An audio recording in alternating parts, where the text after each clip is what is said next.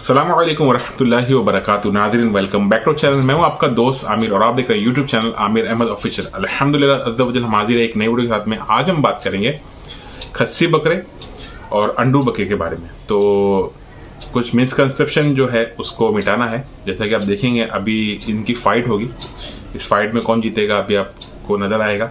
तो इससे क्या होगा, सच का सामना होगा, दूध का दूध और पानी का पानी हो जाएगा। ठीक है, तो आइए शुरू करते हैं।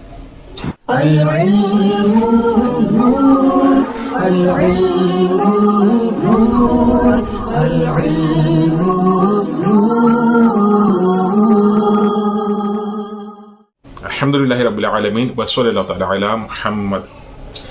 तो भाई फाइट वगैरह ऐसा कुछ नहीं होने वाला है। जो सच्चाई है वो सामने रखने आया हूं मैं। आजकल देखा जाता है कि जो नौजवान लड़के हैं, जिनके घर में लड़के होते हैं, वो जो ना अंडू बकरे की तरफ ज्यादा मारे होते हैं, अंडू बकरे को लेके घूमते हैं। तो इस वजह से जो है ना ये खस्सी से ज्यादा अंडू बकरे को प्रेफरेंस देते हैं कि भाई इसको लेके घूमेंगे, फिर लड़ाई करवाएंगे इसकी, इस तरीके के मामला होते हैं। तो इनको ज्यादा अच्छा लगता है अंडू बकरा की, ये ज्यादा एग्रेसिव होता है। ठीक है, उसके अलावा फिर एक जो मिसकंसेप्शन है जिस वजह से मैं ये वीडियो बनाना बैठा हूँ कि मैंने सुना है कि कुछ लोग का कहना ये भी है माज़अल्लाह कि खस्सी बकरे की तो कुर्बानी नहीं होती, क्योंकि खस्सी बकरा जो होता है ना उसका टेस्टिकल्स जो होते हैं, तो उस टेस्टिकल को इनएक्टिव कर दिया जाता है, या तो उस टेस्टिकल जो होते हैं बकरे के उसको निकाल दिया जाता है। तो इस वजह से ये कहते हैं कि इनकी कुर्बानी नहीं होगी क्योंकि ये मर्दी नहीं है माज़अल्लाह। तो इस मिसकंसेप्शन को जब मैंने देखा, यानी ये सुना, तो मुझे बहुत अजीब लगा कि जो हीरो है उसको विलन बना दिया, और जो विलन तो नहीं है मगर उसको यानी हीरो से भी ऊपर लेके आके रख दिया। अच्छा, बड़ा ही कॉमन सेंस है कि अगर आप देखें कि एक अगर 50 किलो का बकरा होगा अंडू और खस्सी, तो इनके रेट में ही ना आपको प्राइसिंग डिफरेंस मालूम पड़ जाएगा। खस्सी बकरा 50 किलो होगा तो तकरीबन 30% तक का इसका प्राइसिंग जो है ना हाई होगा। तो ऑब्वियस सी बात है कि अगर कोई चीज डिफेक्टिव है, अगर आप इसको कह रहे हैं कि ये नामर्द है या डिफेक्टिव है, इसकी कुर्बानी नहीं होगी, तो ये महंगा क्यों बिक रहा है?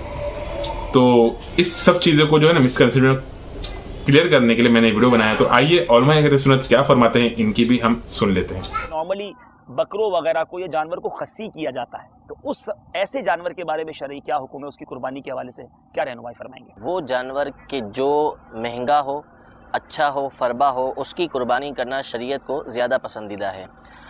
तो इसी तरह जो जानवर खस्सी कर दिया गया, अगरचे कि वो हमारे उर्फ़ के अंदर उसको इस्तेज़ा में भी लेते हैं, मजाक में भी लेते हैं कि खस्सी जानवर या इस तरह की बातें करते हैं, लेकिन ये याद रखिए कि जो जानवर खस्सी कर दिया जाता है उसके गोश्त के अंदर लज्जत मज़ीद बढ़ जाती है, तो उसके अंदर एक अच्छाई आ जाती है। तो शरीयत ने ऐसे जानवर की कुर्बानी को पसंद किया है, यानी जो जानवर खस्सी हो उसकी कुर्बानी करना दूसरे के मुकाबले में अफजल है। बल्कि यहाँ पर आशिकान रसूल सल्लल्लाहु ताला अलैहि वसल्लम के लिए एक बड़ी प्यारी बात है कि नबी करीम सल्लल्लाहु ताला अलैहि वसल्लम ने जिन मेंढों की कुर्बानी की थी उनके बारे में हदीस पाक के अल्फाज है कि मौजूदैन, वो जो दोनों मेंढे थे वो खस्सी थे।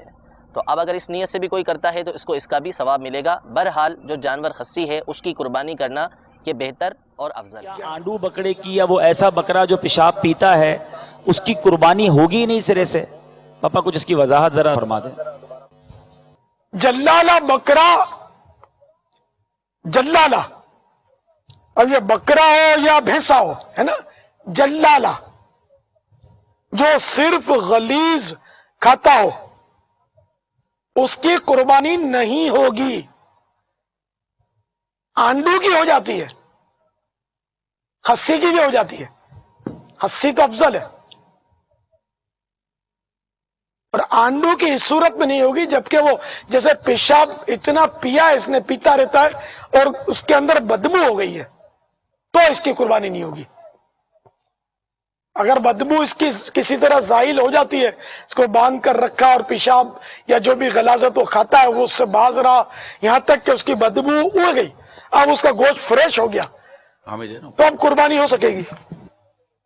लोगों को मसाइल मालूम नहीं होते इसलिए ये उठा लाते हैं, जुल्लाले उठा लाते हैं, और गली में से गुजरे आदमी तो बदबू के भपके उड़ते हैं। तो इसलिए वो जुल्लाला, ये बस ये मसाइल सीखने चाहिए। अबलग घोड़े सवार, मकतबतुल मदीना का ये मुख्तसर सा रिसाला, इसके 48 सफ़हात हैं। اس میں قربانی کے اور گوشت کے وہ احکام ہیں کہ میں سمجھتا ہوں کہ یہ شاید بہت بڑی کتاب بھی پڑھیں تو ان میں بھی یہ مسائل شاید آپ کو ڈھونڈنا مشکل ہو جائے. تجربات کے بھی کچھ اس میں تجربات بھی ہیں, بہت یعنی کہ اہم ترین مسائل اس میں جمع کیے گئے ہیں.